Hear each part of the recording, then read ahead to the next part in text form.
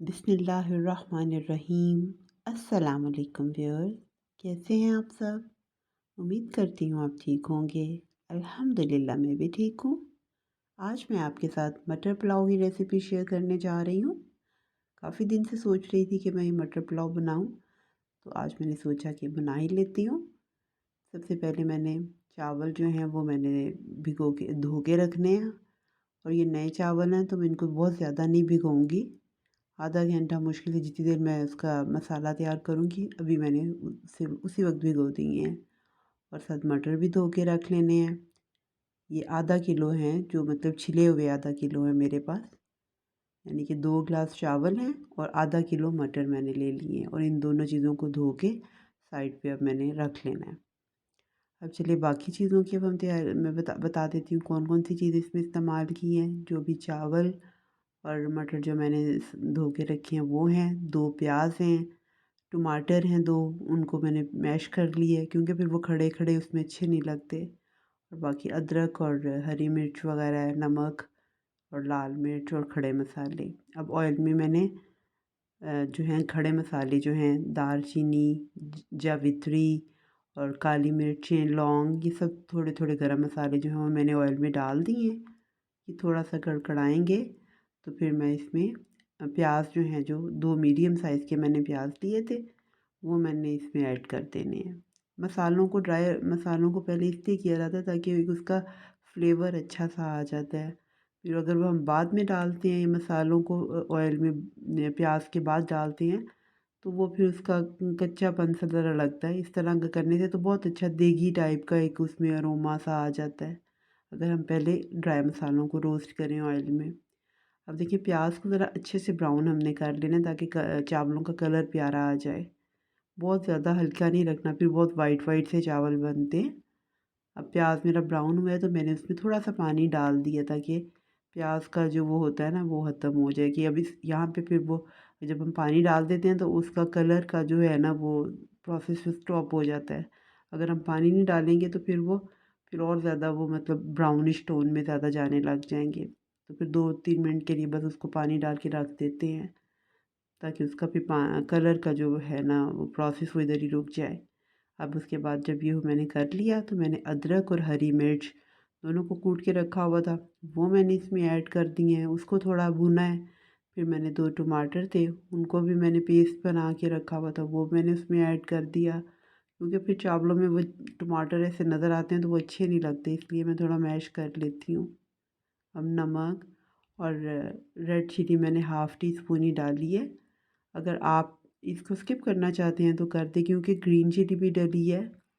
तो मैं थोड़ा सा स्पाइसी करने के लिए मैंने half teaspoon red chilli भी ऐड कर दिया है। फिर अच्छी तरह मैंने मसाला भून लिया है। अब इसमें फिर मैंने मटर ऐड कर दिए और उसकी थोड़ी सी भुनाई की, और फिर उसमें मैंने पानी ऐड करके और उसको ढक के रख दिया। अब इसलिए इसको ढक के रखा है कि मटर जो है थोड़े गल जाएं। जब मटर थोड़े गल गए तो फिर मैंने इनको भुनाई ज़रा इनकी करनी है, इनको भून लेना है अच्छे से कि इसका ऑयल ऊपर आ जाए। ऑयल इतना ज़्यादा ऊपर नहीं आएगा क्योंकि मैं इतना ज़्यादा ऑयल डालती नहीं हूँ, ऑलिव ऑयल का इस्तेमाल करती हूँ। क्योंकि ये बहुत ज़्यादा बेनिफिशियल है, हमारी सेहत पे बहुत ज़्यादा इसका फ़र्क पड़ा है, तो मैं बहुत कम ऑयल और ऑलिव ऑयल ही ज़्यादा यूज़ करती हूँ। आप अपने हिसाब से डाल लें। पानी मैंने वही जो मैंने पहले भी आपको बताया 1.5 गुना, 2 ग्लास मेरे पास चावल थे तो मैंने 3 ग्लास पानी डाला है। अब मैंने उसमें पानी पूरा कर दिया है और मैंने ज़ीरा भी डाल दिया था। अब फिर मैंने जो चावल भिगो के रखे हुए थे, बहुत ज़्यादा नहीं मैंने भिगोए क्योंकि नए चावल हैं, तो इसलिए मैंने उनको ज़्यादा नहीं भिगोया। वो मैंने अब इसमें ऐड कर दिए हैं, बस उतनी देर ही भीगी हैं जितनी देर अभी ये मैंने मसाला तैयार किया है। आधा घंटा मुश्किल से हुआ होगा। तो अब मैंने उसमें चावल ऐड कर दिए हैं। अब इस टाइम पे आप देख लें, अगर नमक आपको पूरा करना है, कम लग रहा है तो आप डाल लें नमक। इस टाइम पे आपका नमक थोड़ा तेज़ होना चाहिए, क्योंकि फिर जब आप पकता है, जब इसमें पानी सारा एब्ज़ॉर्ब हो जाता है तो फिर वो उसका बिल्कुल ठीक हो जाता है। अगर हल्का इस टाइम पे आपका नमक हल्का होगा तो फिर आपके चावलों में नमक सही नहीं होगा। इसलिए आप इस टाइम पे आप अपना नमक जो है थोड़ा तेज़ रखा करें। जब पानी सारा वेपोरेट होगा तो बिल्कुल परफेक्ट हो जाता है फिर। चलिए अब हम दम लगा देते हैं। ऊपर ही मैंने उसके ऊपर कपड़ा रख दिया ताकि उसकी स्टीम बाहर ना जाए। चलिए हम दूसरी तरफ मैं ना थोड़ा सा रायता मैंने सोचा तैयार कर लेती हूँ। दही में हम थोड़ा सा सॉल्ट ऐड कर लेंगे अकॉर्डिंगली। अगर आपने ज़ीरा डालना है तो ज़ीरा भी डाल लें, नहीं तो मैं इसमें बस वो थोड़ी जो पुदीने और धनिए की चटनी बना के रखी होती है वो इसमें ऐड करूँगी।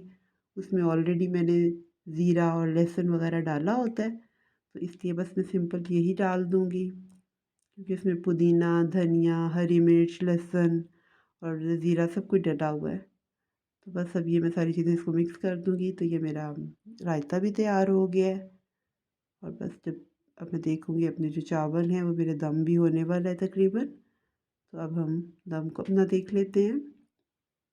देखें अल्हम्दुलिल्लाह ये नए चावल हैं फिर भी माशाल्लाह बिल्कुल सही बने हैं, बिल्कुल साथ नहीं चिपके, खड़े खड़े से चावल हैं। बस सिर्फ आप पानी की क्वांटिटी अगर आप थोड़ी सी ध्यान में रखें तो आपके चावल बिल्कुल ठीक बनते हैं।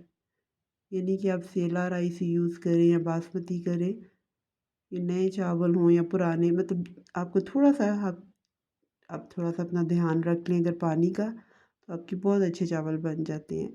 अगर आपको मेरी रेसिपी पसंद आई है तो आप मुझे ज़रूर इसका फ़ीडबैक दें। अपनी दुआओं में मुझे याद रखें।